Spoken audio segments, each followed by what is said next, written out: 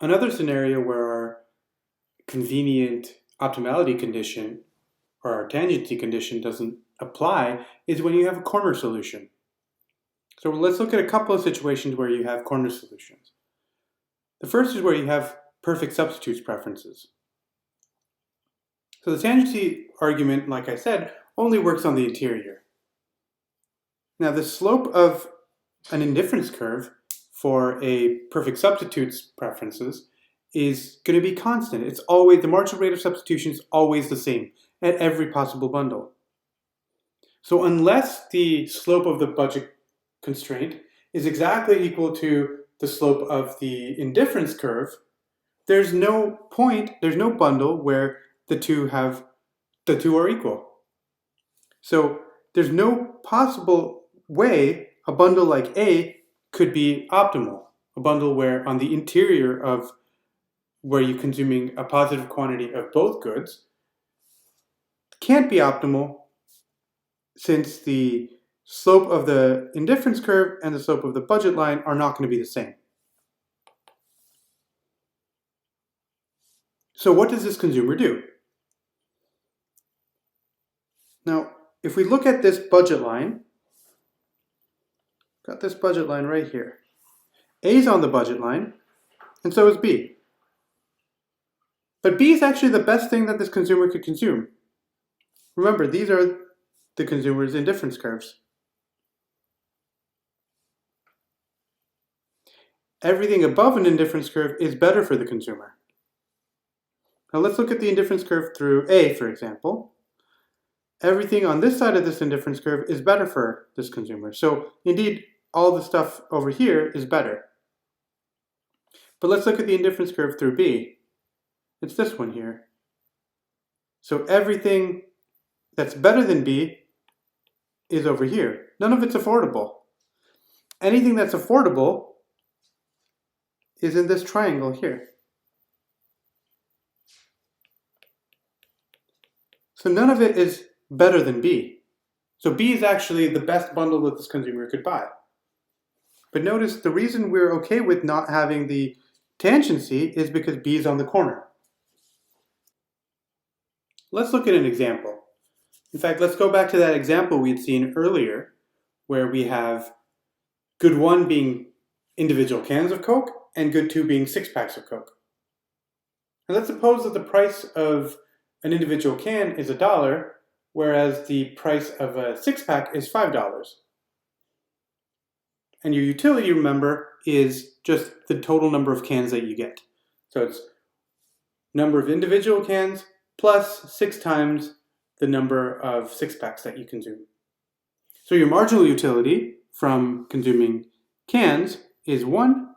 Your marginal utility from consuming 6-packs is 6. Now the marginal rate of substitution is always, no matter what bundle you look at, your marginal rate of substitution is going to be -1/6. We saw that earlier. The marginal rate of transformation is -1/5 minus P1/P2. There's no way -1/6 could be equal to -1/5. So what do? Well, for each can of Coke that you buy, the bang for your buck that you get is 1. Remember, bang for your buck is the additional utility that you get for $1 spent on that good. So it's a marginal utility. U1 divided by P1 is this, and it's 1. The bang for your buck from this second good, 6-packs of Coke, is 6/5. 6/5 is bigger than 1. So you're better off to buy 6-packs. So you'd spend all your money on 6-packs and you don't buy any individual cans. Now let's suppose the prices were different. Let's suppose the price of cans were $2 and 6-packs are $12. What then? Well, remember your bang for your buck or your additional utility from spending $1 more on cans is a half. It's U1/P1. So remember U1 is 1 and P2 is 2. and your bang for your buck from good 2 is your marginal utility, which is 6, divided by the price of good 2, which is 12, 6 over 12, which is a half. So it's the same for both. So indeed, no matter what bundle you consume, how you split your money between cans and 6-packs, it doesn't really make much of a difference. You get the same bang for your buck from both. So any combination of Q1 and Q2, such that you're spending all of your money, of course, is going to maximize your utility. That's because your marginal rate of substitution is always going to equal the marginal rate of transformation. So your budget line and your indifference curves are both straight lines with the same slope. So if we drew a picture, it would look something like this. Your budget line would be a straight line like that. Your indifference curve would be a straight line with the same slope.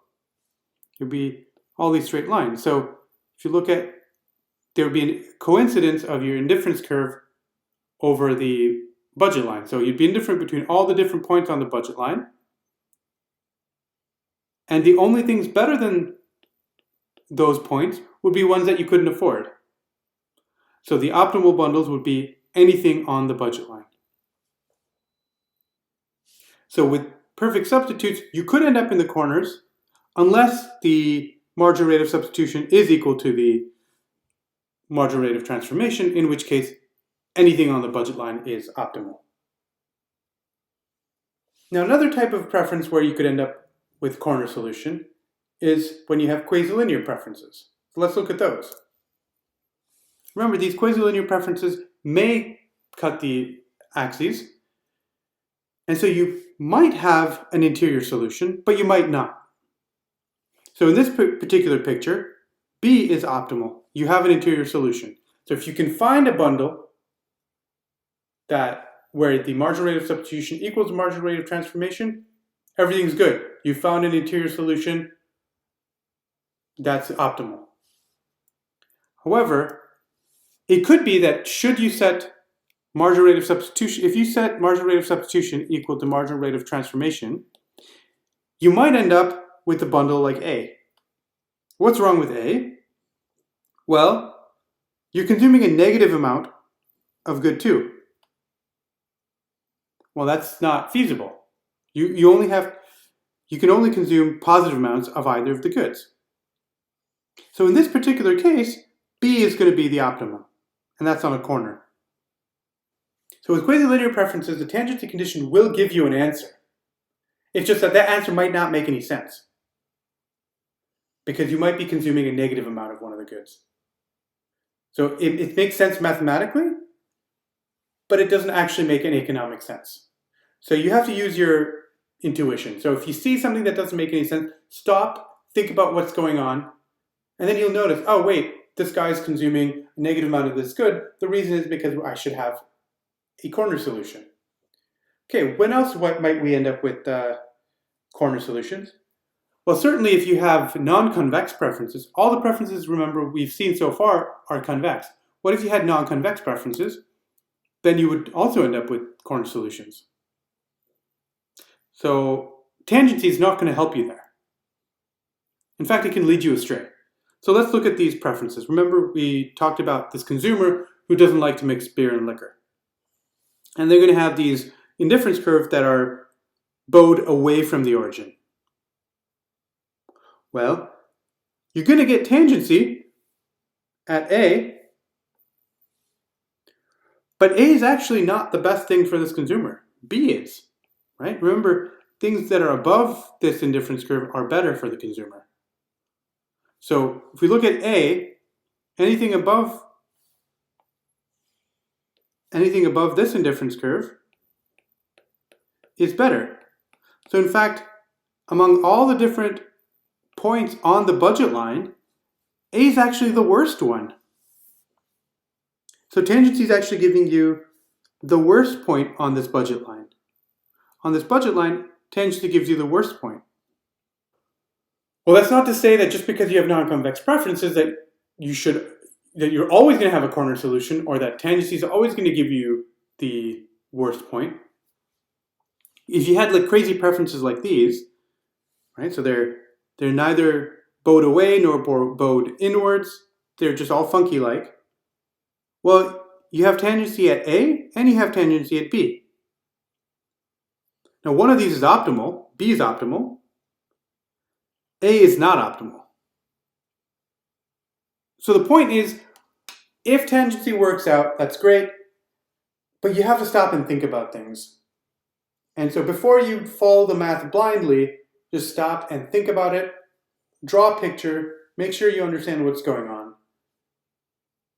And especially if you have things like non-convex preferences, which typically we're not going to assume people have. We're going to assume that people have convex preferences. And so you shouldn't have to worry too much about these kind of non-convex preferences. But as a general lesson going forward in future courses you might take, you always want to make sure that you understand what's going on, draw a picture, make sure you understand the problem rather than just following the math blindly.